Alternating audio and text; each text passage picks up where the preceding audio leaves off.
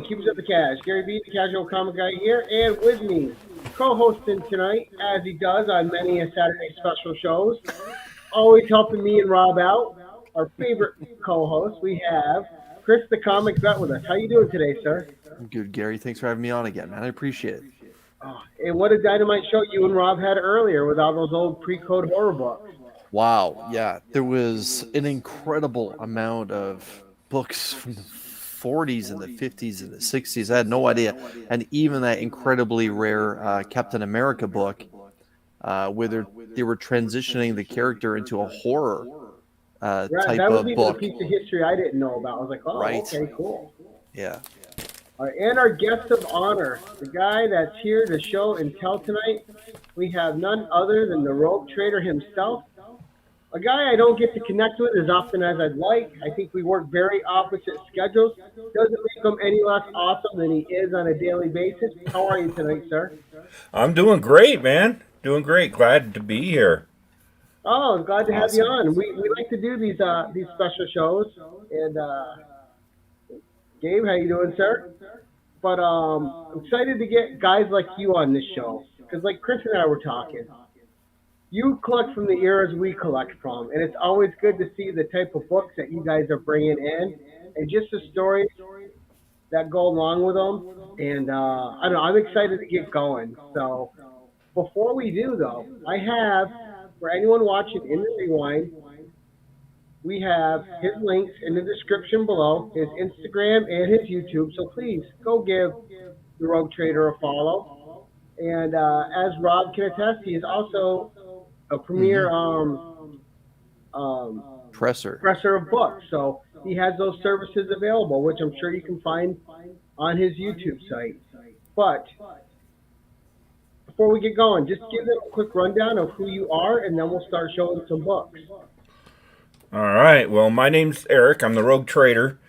I own Rogue Traders comic book pressing and cleaning service. We do comic books. We do sports cards, historical documents, all kinds of cool stuff. I also have a small YouTube channel where I sit down. I do a few weekly shows. I sit down with a local comic shop owner and we film for about 2 hours and cut it down to 45 minutes and get 30 minutes worth of a show out of it. So I have some good stuff going on there. And, I do a weekly, we look at the final order cutoff stuff, see what's coming up, what you might want to get into, and then the top five from coverprice.com. We do all that stuff weekly. I got too big of a presence on TikTok, apparently, things like that. So I don't do any of the dancing. I don't know any of that stuff, but I talk about comic books and bore people on TikTok. See, I do that with the YouTube shorts. I do my Conan cover a day shorts, and sometimes other books. All right, Right so on. let's get right into it. I'm excited for the show and tell with you, man. So, what is your first book out of the gate? Well, as we were just talking backstage, it's so hard to kind of find some books to talk about. You start digging through your personal collection, you're like, oh, I forgot I had that, and I forgot I had that. I got like 20 books here. So we will start with, okay, so this is my oldest from this series. Picked it up sometime in the early 90s. I really dig these like photo covers for these. But we got Oh, Star Trek Oh, okay. gold issue key. number 4. Gold Key. Yeah, gold key from 1969. And I love the old gold key Trek. I'm a big Trekkie. I love every Star Trek, everything that's ever been done. And the old gold key stuff where they have the photo covers taken from stills from the TV show, Right. like just super super cool stuff. Yeah, that cover really has a Warhol flavor to it with the different colors of the Enterprise there. Oh yeah, Yeah. yeah, that's definitely a 1960s psychedelic thing Yeah. going on there. Well, they hadn't invented spoiling goodness yet. Yeah, but yeah, I'm actually trying to. This is a run that I'm trying to complete. I typically have 3 runs I'm working on, and 3 runs that I'm thinking about working on. And so if I'm actively working on the first 3, and this is one that I'm thinking about working on. So every time I see one come across, I grab a Star Trek book. Now, how many issues did that run right there go? I'm not really sure. It was in the 20s. It was low 20s, I believe. There weren't that many, because the property just kind of died until, the late 70s when the motion picture came out. Right. And then Marvel picked up. And they did it for like a minute and a half, and then DC grabbed it and ran with it for quite a while, like a decade. Right. And then, of course, now they're, who's doing them now? IDW. Yeah. And the It's a new stuff franchise from that hit all the IDW. major comic retailers. Have you all the Right. Right. Well, we can't forget we also had that 70s cartoon with the original actors doing the voice work for it as well. Right. Yep. None of which were adapted to comic books, which is really odd because you've got the artwork there. I don't know why they didn't just adapt that over. Oh, that would have been amazing. Yeah. Yeah. Oh, wow, that's a good fun first book. Okay, so and we're also going to spend a lot of time in 1982. So just so you know, I'm good with it. So 1982. This is actually 1980. One that completely changed my life, completely. And I used to go to the movies with my mom like every Saturday and see all these films. But I saw Flash Gordon in 1982. Yes. And as soon as I saw Flash Gordon, I was absolutely hooked. I came across this beauty not too long ago. An old King Flash Gordon #1. Wow. First appearance of Flash. This is the goodness. EC cover swipe. My goodness. It is so funny that you have those there because behind me, because Rob Fatstacks is also collecting them, and I have a King one for him. Oh, nice. Wow. And a Whitman right behind me. How odd is that? Nice. All I can say is that I met Sam Jones at a Comic-Con, and that's about it. Oh, Sam Jones. He was such a great guy. Yeah, quarterback. I think I've Jets. actually shown this to Gary before, but this is my Flash Gordon football card. No, you sent me one of those too. Yeah. That's awesome. But mine is signed on the front, Flash, and then he signed Sam Jones on the back. Terrific. So awesome. But yeah, he was super cool to do that, and that sits on my desk like all the time. All the You time. know, and that's one of those movies you can just put it in at any time and you just have a wonderful time. It really is, unless your wife's sitting there next to you.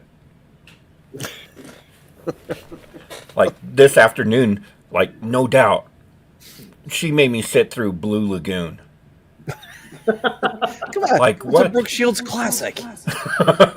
Well, exactly. That's why I don't need to sit through it again. Oh, Yeah. goodness. That's just crazy stuff. Like I feel like I'm going too fast here. I don't even know how many books I have, to be honest with you. No, we're almost 10 minutes in. We're going okay. This will go about 45 minutes to an hour. Don't feel pressure. We're just here to relax. All right, so I'm going to give you a couple twofers. So I started collecting Spider-Man when I was a kid, and we'll get to that story in a minute. But then I was out of comics for a long time. I joined the military, moved around, did all that kind of stuff, and when I came back to comic books, I realized that my passion wasn't Spider-Man anymore. I like Spider-Man, and I kept some of the Spider-Man stuff, but I've really since sold off most of that collection. But my real passion and the first series in my entire life that I ever completed was my Defenders stuff. Ooh, Very nice. So we've got, Great series to have. of course, Marvel Feature #1, and they First ran Defenders. Defenders. That's the first ever Defenders Yep. story. And that ran, what, four issues in Marvel Feature, and then they started with the Defender series. Right. So did you carry on all the way through, like when Valkyrie and Angel were part of the team in the late 100s, like Oh above yeah, 100? I've got the entire run of Defenders. Okay. I got every book. I really, these are more recent acquisitions in the last 5 years. But I really had like the team change at 101. Right. So I from there on up, where Valkyrie was the lead Yep. of the team, those are the ones I collected. And then I had always collected Doctor Strange and Hulk and Submariner separately, but I never put together that they were the original Defenders, right? So when I got back into it, and now that I'm retired from the military and I got my own business and stuff, I got money to throw at books like this, so makes it a lot easier to get some of that. And those look like they're in great condition too. Oh, they're not. No, it's really funny. I get harassed a lot by the guys because my personal collection. I mean, they look really good because I press and clean them, and then I put them in Mylar and I do all that kind of stuff. But like if you see them in person, you can see all the ticks and the wear on them. My personal collection is all mid grade. I don't have a single slab book in my collection at all. I just don't collect slabs. That's okay. Though your books are read. I all my bronze and age books and stuff. I read them all the time. Oh yeah. Oh yeah, I go back and reread books constantly. Yeah, I'm actually rereading the entire Conan the Barbarian series again right now. So I've got about 100 something issues down right now so far. So when I just said that I collect or I complete 3 runs at a time. Mm-hmm. So Daredevils I completed, and then I added Conan to the list. So right now I'm working on Conan, Indiana Jones, and Star Wars, the Marvel Star Wars run. Right.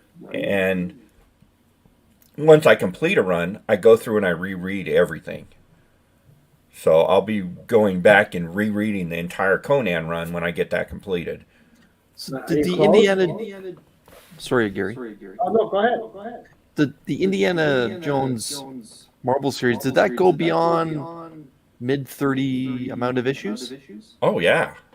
Okay. Yeah, that's got quite a few. I don't know how many off the top of my head. I do know I only need 2 books. I'm only 2 books down in that, and I'm only 1 big key down in my Conan run. I got all the rest of the big keys. I'm missing, I think it's 14, that first Elric. Yep. That's the one I'm missing. Yeah, that'll set you back about 100 right now. Yeah, the most I've ever spent. I'm notoriously cheap, so the most money I've ever spent on a comic book was at Rose City Comic Con. I got 23 and 24. That's the cameo and first appearance of Red Sonja, and I picked both books up for $180. So most I've ever spent on a comic purchase. I spent that on New Comic Book Day. Oh, I do that all the time, but you're getting a stack of books.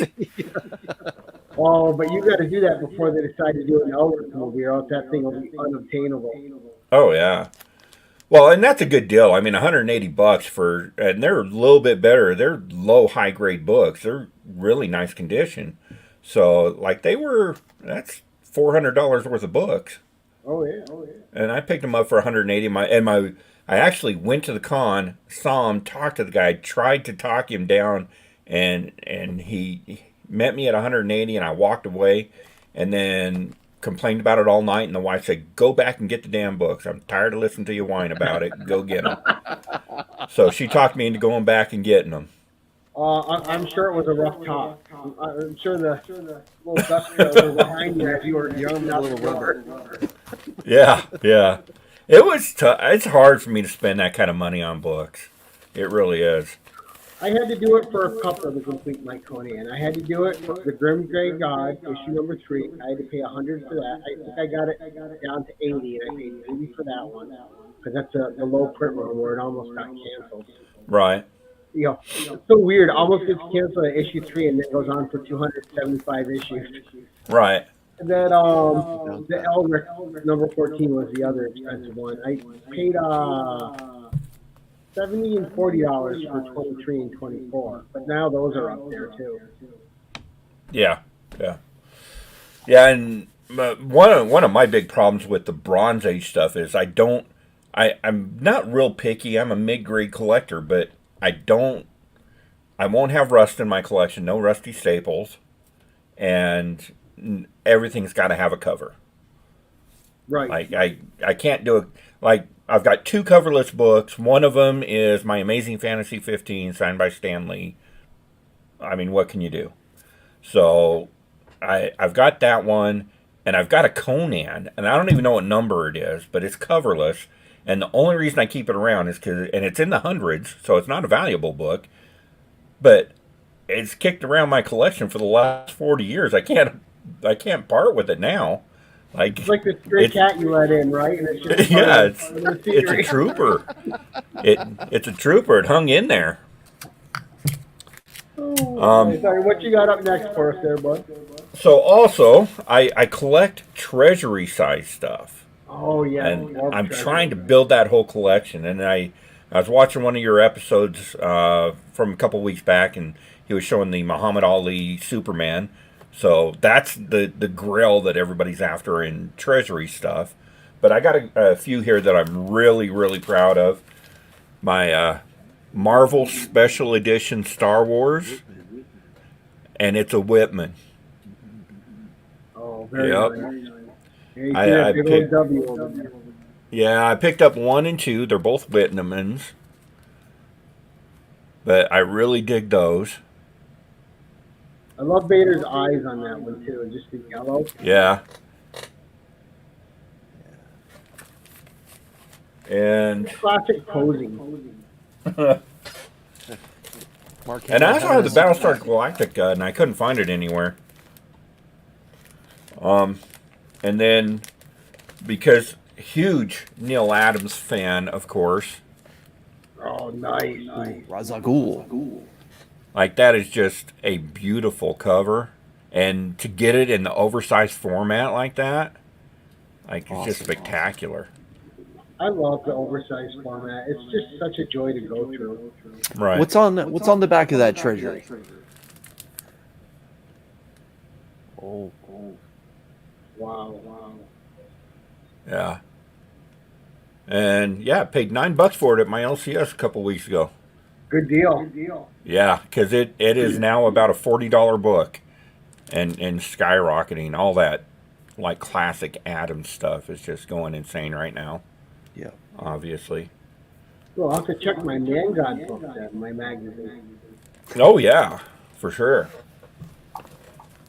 But those are two that I really dig. But like to me, the grail of all of the treasury size stuff is this guy. Ooh. So I've that's never seen that one. this is the only adaptation of Wizard of Oz into a comic format, of the film into a comic format, and it was the first ever collaboration between Marvel and DC Comics. Oh wait, I have heard this story before. Yeah. Yeah, That is amazing.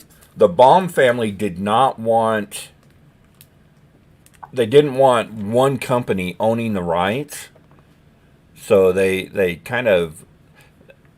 approached Archie with it first, and Archie turned him down for some reason, which makes no sense. But Right. Archie turned him down, and yeah, they just decided to get in with both Marvel and DC. So So who did that's the art how. on that? I am not sure. I will do a little bit of homework while we figure that out. Yeah, I'm just curious. Yeah. But these things, all of the treasury stuff is so near impossible to get in a really good condition. So this collection came into the LCS, and everything was like just really, really nice. And you can't get them slabbed. They're really hard to press. So really difficult stuff.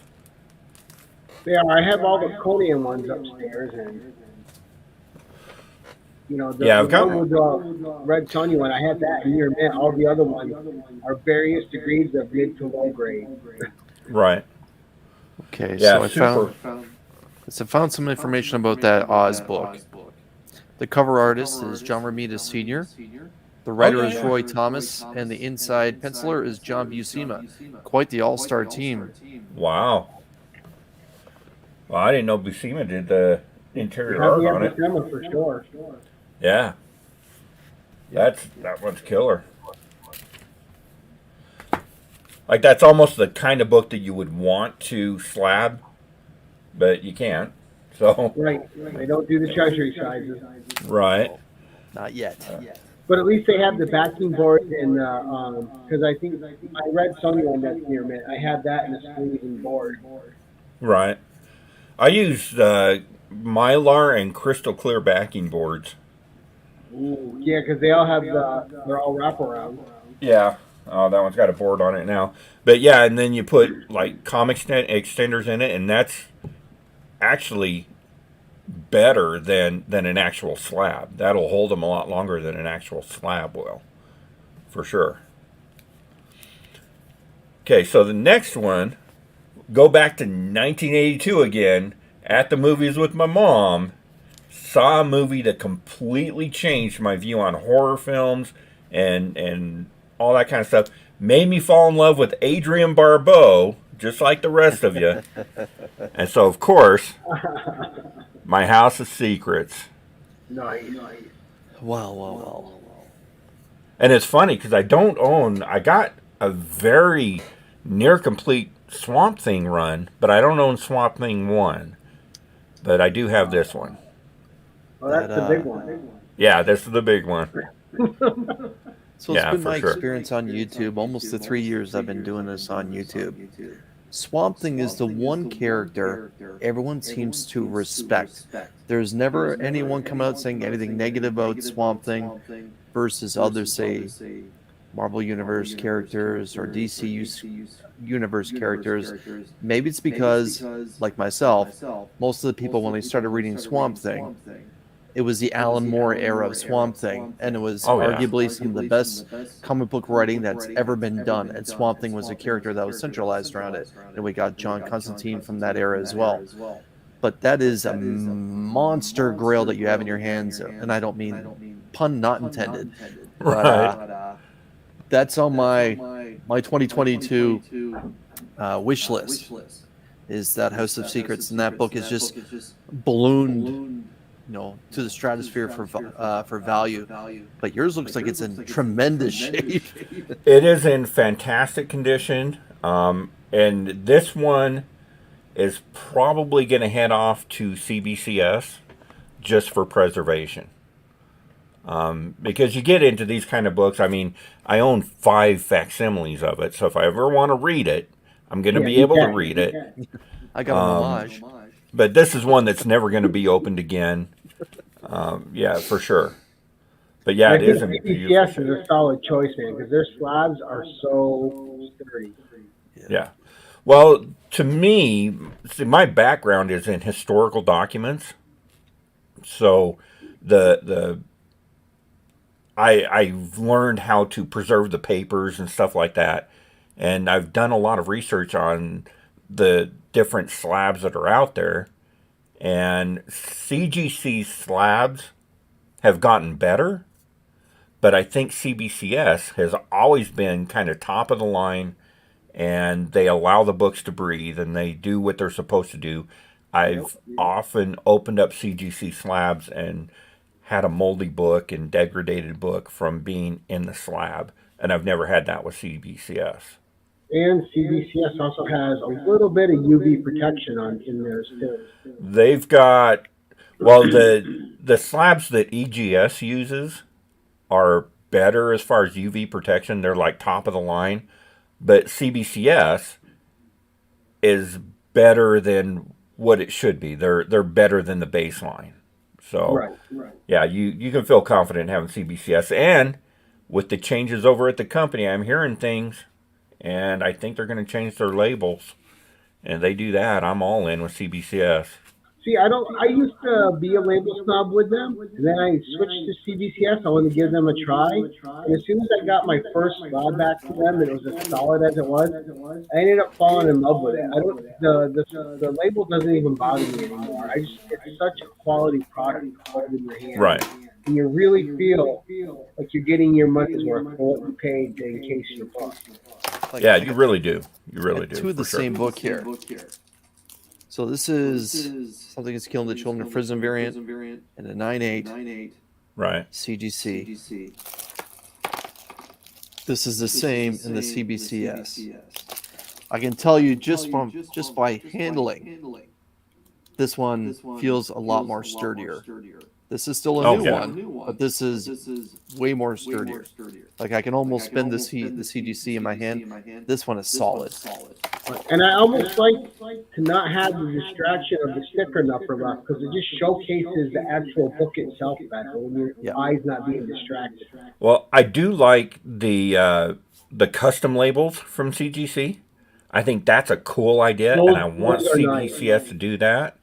I would like to see them do that with the DC stuff because I'd like a really cool Batman label, for some of my Silver Age Batman stuff like that. That would be really cool. I've got an Action Comics 24 that if I had a Superman label for that, it would be like that would be the ultimate. Right? Holy cow. Yeah. 24. That'd be really cool. Yeah. Get goosebumps just hearing about books that old. Yeah, I actually got it. A family posted some. They were like old comic books for sale, and I went over. It was 4 years ago, and I went over to see what they had, and they had 2 Superman #9, a Wonder Woman #1, the Action 24, a bunch of old Disney stuff, and they're like, "Yeah, if you can give me $200 for the whole lot." And I'm like, I would give you $200 and run away laughing at you for the whole lot. So I ended up selling them on consignment for them, and they gave me the 24 as a thank you. Nice. So, yeah, so that one didn't cost me anything. I got a super cool old Superman. I love Yeah, you Superman. made them a bunch of money, which they had no idea they had. Yeah, we ended up getting 25,000 for the Wonder Woman #1. Wow. And they were going to let it all go for 200, huh? Yeah. You're a good Well, man, sir. it all belonged to their grandfather who had passed away, and like they weren't comic book people, so they had no. Oh no, it was Dungeons and Dragons. They were advertising his Dungeons and Dragons stuff. That's why I went over there originally, is to buy his old D&D stuff. Oh. And we ended up Didn't know selling what they that had. for thousands of dollars. Like, it was insane. They made thousands and thousands of dollars off old D&D books and comics books. Wow. Amazing.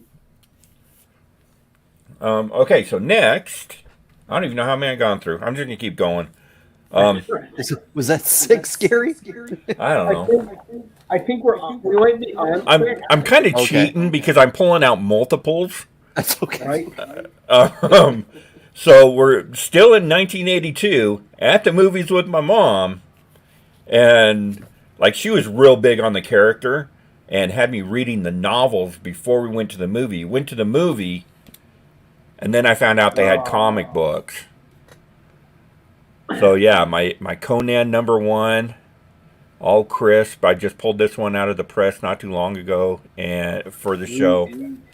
And yeah, that's a super high grade. I think I have a 9.8 contender with this one for sure. Yeah, What year is a that book, 6.0. Gary? 73? What's that? What year is that book? 73? 1970. 70? 1970. Wow. Okay. Yeah. Not as old as me, but close. A little bit older than me. Yeah, it's So I'm amazing. pretty happy with that one. And that one, see, you get another 2 for here because I managed to grab one of those as well. Ooh, Spanish The, Conan. Brazilian, Oh, Spanish. Brazilian. Okay. Yeah, Conan Ray. It's These funny are because I'm extremely reading hard that to one get. again right now too. The Kid Conan run. What? I'm reading the King Conan run right now as well. Oh yeah, I think we're about to see those take off. Especially if we get that movie that Schwarzenegger is talking about, the King Conan movie. I don't know. I don't think we're gonna get that with him attached. I don't know. I don't know. It would be great. That would be great. I would love to see that for sure.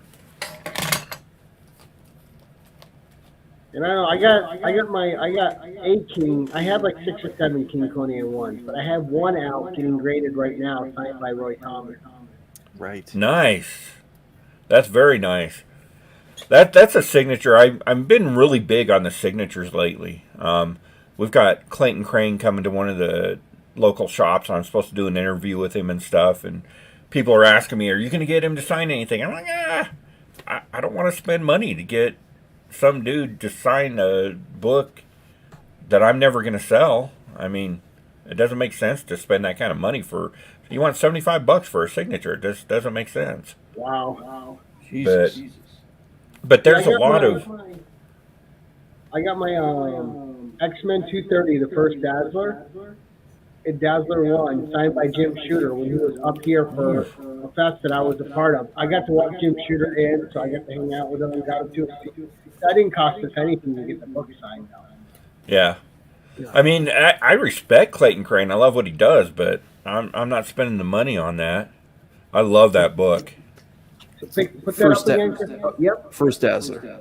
Yeah, I don't know. Mine's mid-grade. I think mine's probably a 6.57, but I'm sending it in just because it means so much to me. Dazzler's one of those characters I've always loved. Yeah, she's a fun I've character. always been a huge Dazzler fan. Like that's the only thing from my X-Men days, because every teenager collects the X-Men. They just Right. do, especially in the '80s. Yeah. But the only thing I kept from my X-Men days were my Dazzler books. I don't think I kept anything else. Yeah, that was a fun 42 issue run. It got bad at the end because they were switching creators too much. But then went to the 42 miniseries, Beauty and the Beast with her and the Beast, and then you had that one graphic novel that I Right. everything too. But that was an odd thing in itself. But there were some great issues in there, like when she kicked Terrex's ass and just Yeah. with her and the Hulk. And now that would be a perfect and Marvel's Noodles. Hey, Pat, stop going nuts. What are you doing?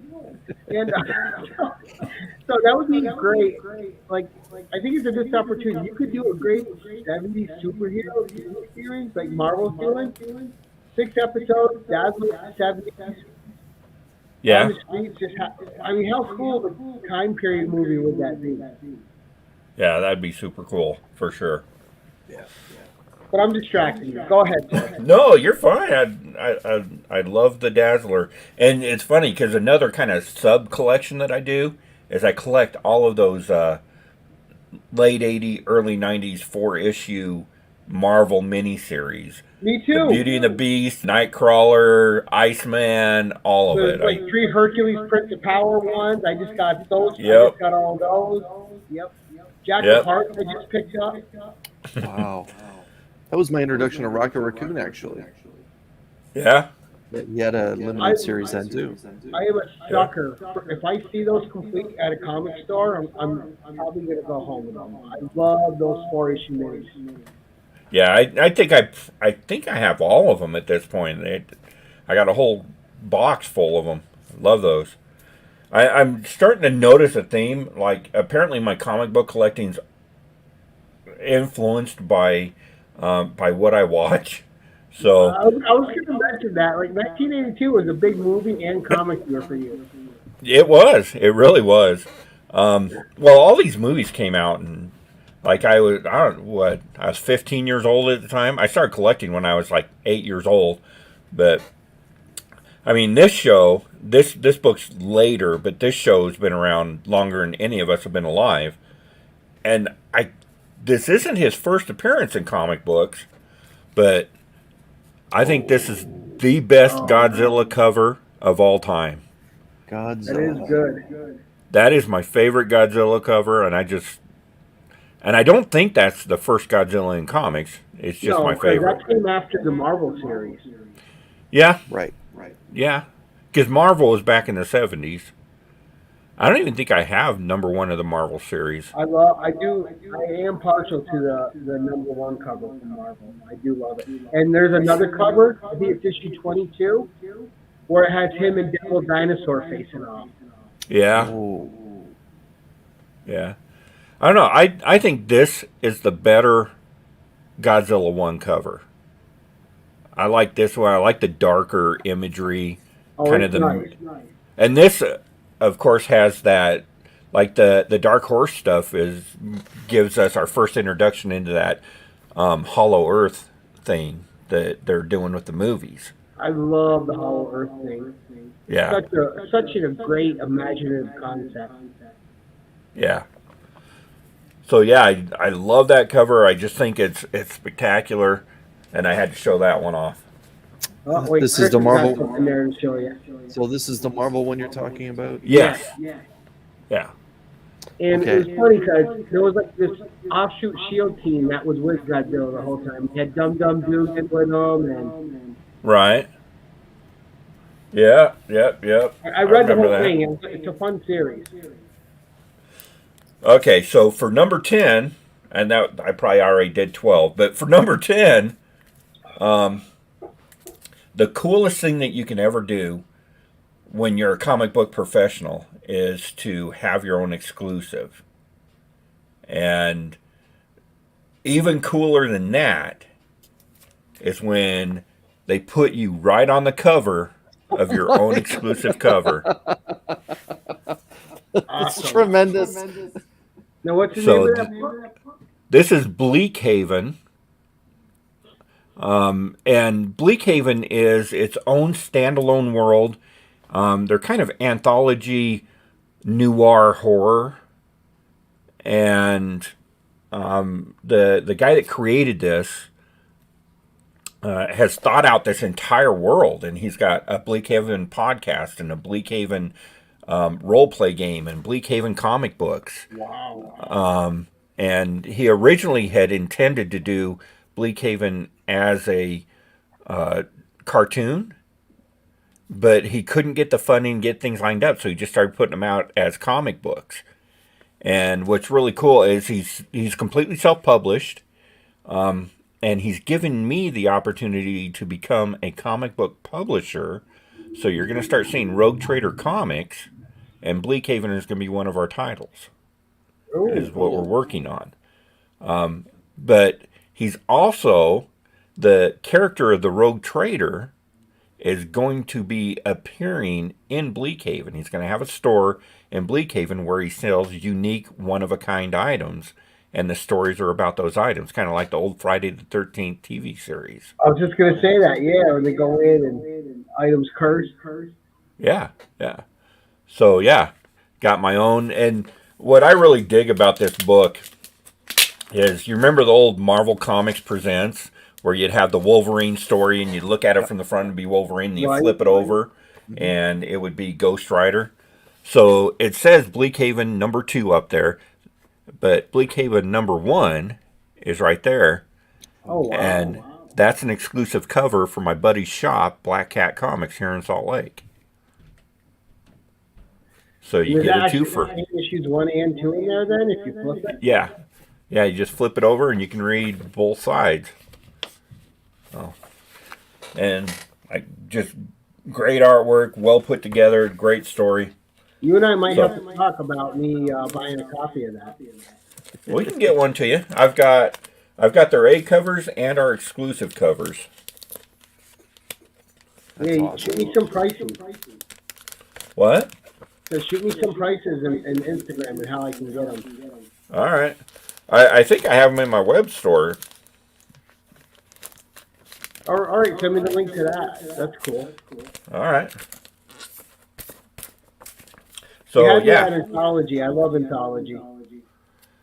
yeah, I really dig it, and as a role playing game, it works really well too. I don't know if you guys are into role playing games, but yeah, it's just a great universe he's created with the whole thing. In Bleak Haven, you can look it up on YouTube. They do like these radio dramas that you can listen to in the car or whatever, and it's about the lead detective for the city of Bleakhaven investigating all this horrific stuff.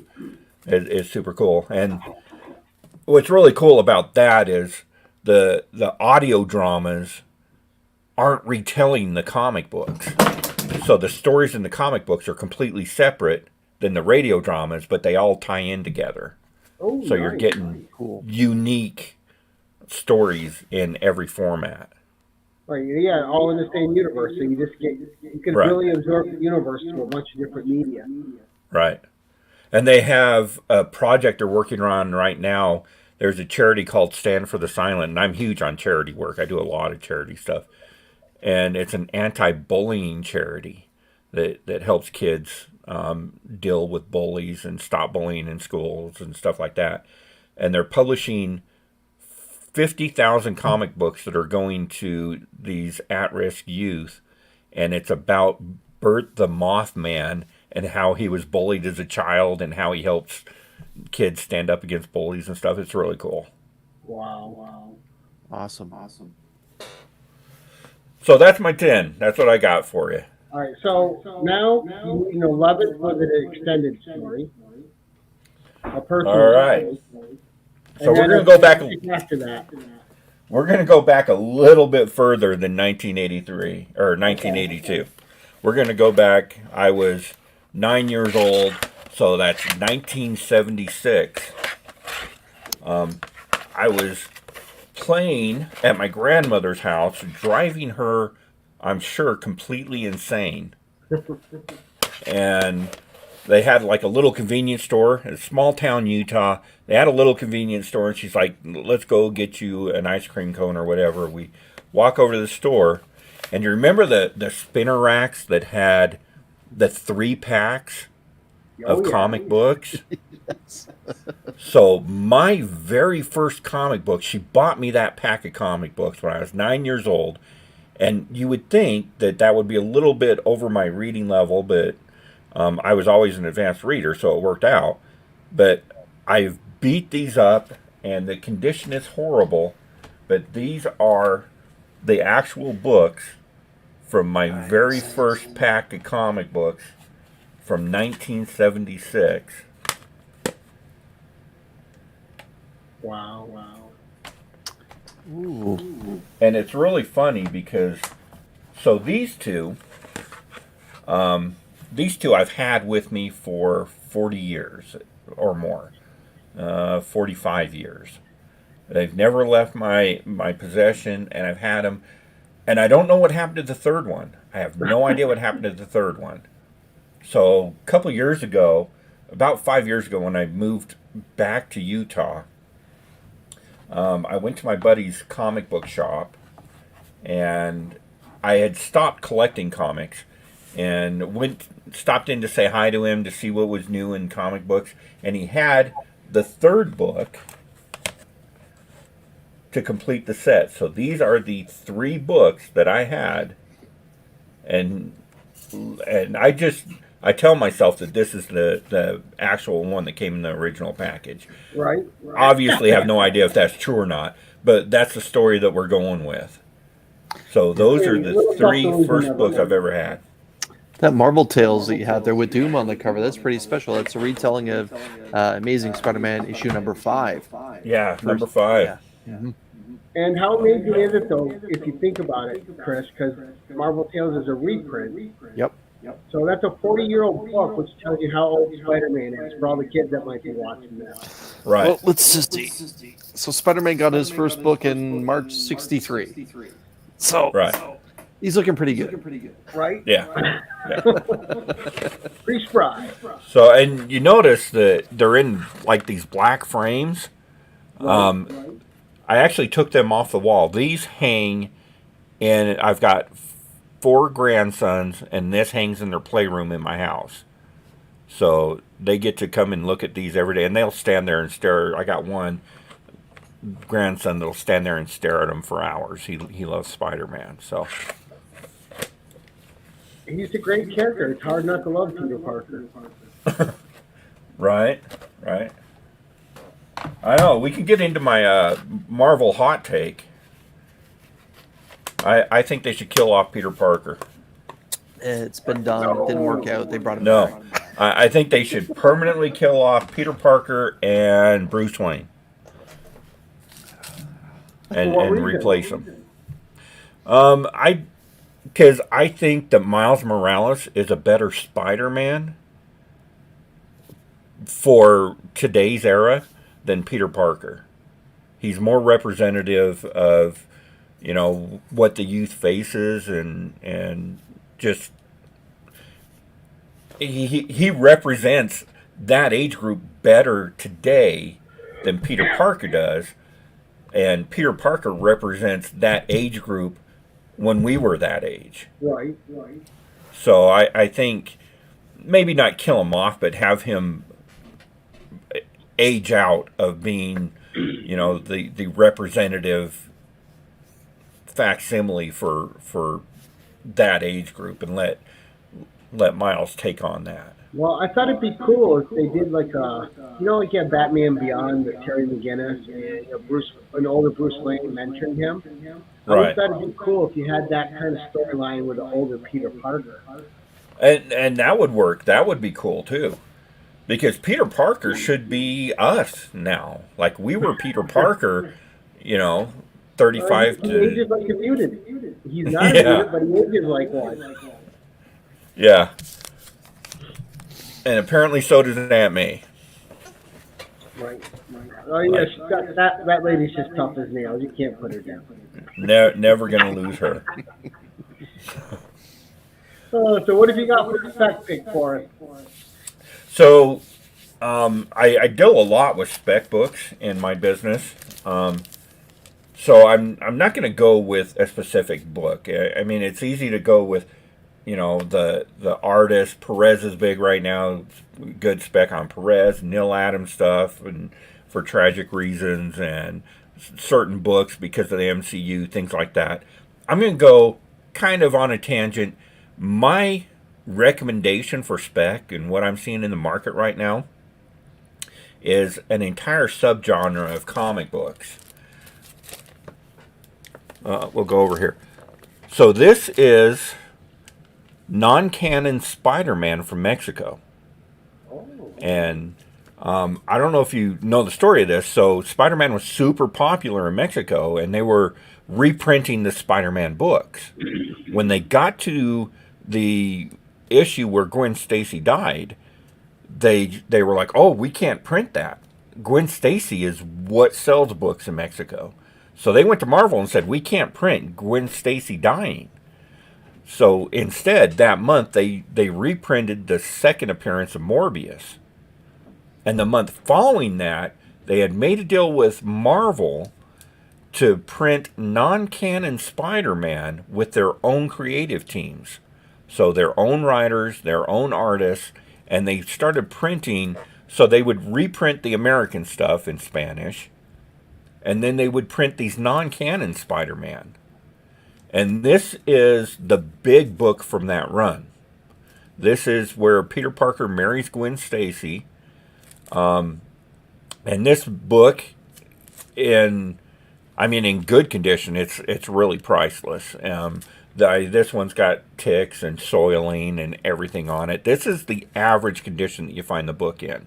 And that is often the case with a lot of these foreign books. There's no bag and board culture in these countries at the time. So they never got bagged. They never got boarded. A lot of them got burnt for firewood or just thrown away.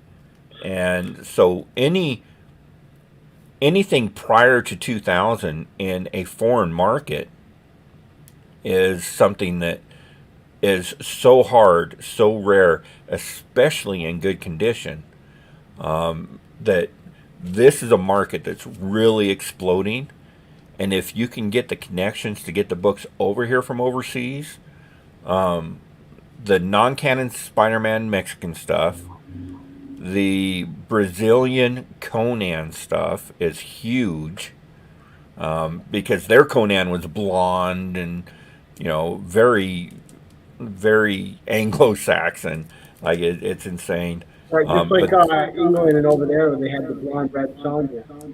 Yeah, Yeah, but that stuff's really huge. But with the foreign market, you're really collecting a lot of the stories behind these books. Stories like the non-canon Spider-Man, or the in Turkey they would get the books faxed to them, so they didn't know what colors were supposed to be Right. on the costumes, and they would color them like bright pink and yellow and like pink Batman. It's really crazy that you get stuff like this. Yep. So yeah, any of the older foreign stuff, even the newer foreign stuff, is really going well. There's like a free comic book day Ultimate Fallout from Russia that even before the war, that it was next to impossible to get, and they're like $1,200 for that book. Like, it's Wow. insane. So the foreign market completely untapped. There's only a few of us that are dipping into it. I am really lucky, and one of my LCS owners, a good friend of mine, is really big into the foreign market. So I'm able to get super cool books at a decent price. But yeah, if you're specking right now, the rarity on this kind of stuff is so much more rare than their American counterparts, especially in good condition, that just about anything you're going to spend on it right now is going to be one heck of an investment for you. And now, can I ask you if you know how long did that series last over there with them writing alternate stories? This one ran for, it was like 132 books in the non-canon. Okay. And then, it's actually Amazing Spider-Man, so like they got up to like 340 something in the Amazing Spider-Man, the canon run. Mm-hmm. And then there's another version of this that, and I was trying to find it because it's the exact same book.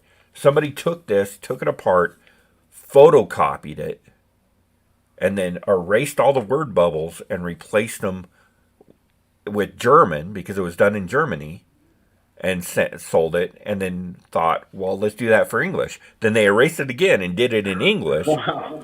So there's an English version of this book that, like, we can't find a ceiling on it. My friend's got, he got 80 copies of it, sold 30 copies for $350 at a con, and decided he was going to start gradually raising the prices. They're like $1,500 now, and it doesn't seem like there's a ceiling for that book. See, so the Mexican variant created the first multiverse. It really did. It really did.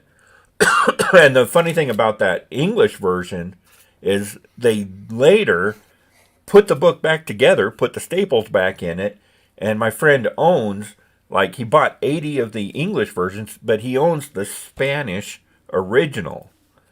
And because they were done with photocopies, there's like smudges on it and stuff. Because they didn't clean the book before they photocopied it. So the photocopies have all the ticks and all the smudges, so it's the same book. Wow. Just really cool stuff. That That's what I is mean. a piece of history I had never heard of. Yeah, you're really collecting the stories behind the books when you're doing the foreign stuff, because you can't read them for the most part. I mean, most of my foreign collecting is I collect in English-speaking markets. So, I've got Black Panther #1 from England, and I've got Black Panther #1 from South Africa too. So, I do the English stuff, South Africa and Australia, especially the pre-decimal Australia stuff. I have an Italian Conan the Barbarian one. Oh yeah, I have an Amazing Spider-Man from South Africa. Yeah. yeah. Well, and in South Africa, there was a time where there were no copyright laws. So you'll have a South African comic book superhero fighting alongside Spider-Man, and they're battling Batman, and the Muppets run across. I mean, it's just weird stuff going on. Anything goes, right? Yeah, yeah. Wow, that was amazing. That was probably my favorite spec yet on this show. That was cool. Yep. I love when there's some history involved with it because anything that expands your knowledge is just great, especially in this hobby. It's so big and so expansive. There's no way you can know everything, but you can learn something new every time you talk to somebody else.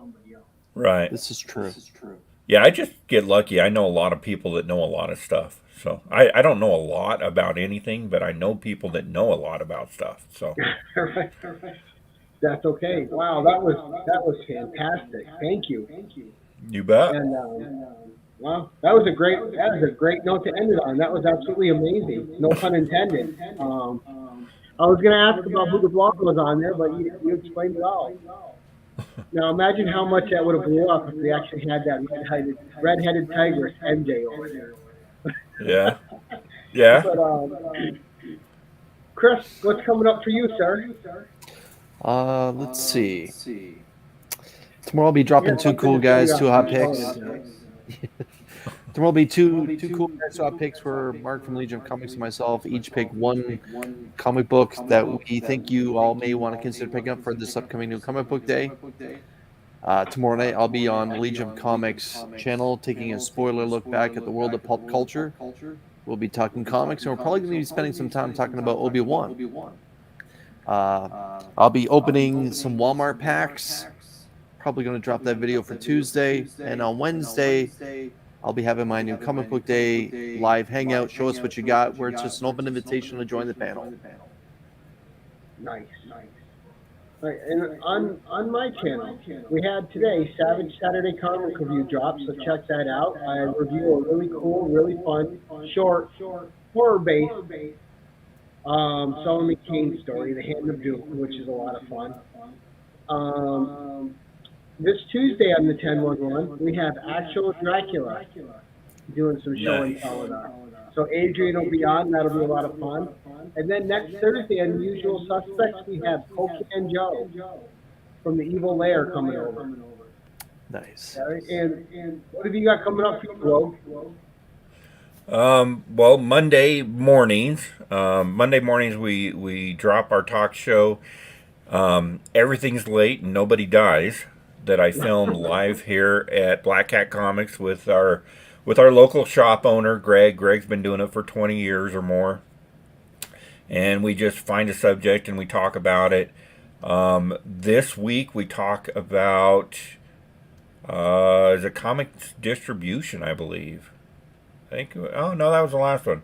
Not sure what we're talking about. I haven't edited the video yet. I do that tomorrow morning. So, and then we're gonna follow that up with we talk about quality in comic books, both the physical quality of your comic books and the artistic quality, the writing, the artwork, that type of stuff.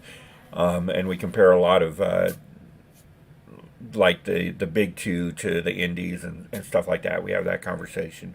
And then next week we're taking short video clips and stuff for our subject, which is going to be the sustainability of the comic book hobby and kind of what people's views on that, where we'll take those clips, cut them into the show, and then we're going to discuss those things.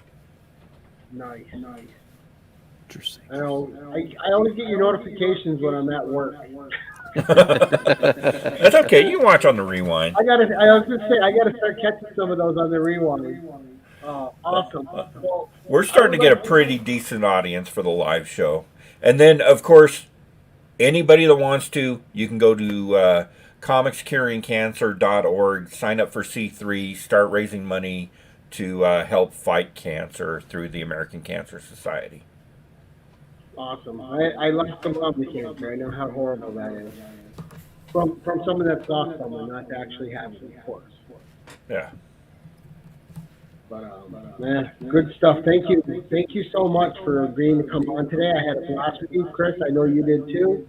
Yes, sir. It was a good time. I always appreciate the guest time. Thanks everyone that joined us in the audience. Thank you guys. And for those of you who are watching on the rewind, Thank you again, and make sure you go check out his channel. If you've never been over to the Rope Trader before, you'll find nothing but goodness there, guys. So do yourself a favor, go check him out. Great dude, great channel, great community member. You can't ask for anything else.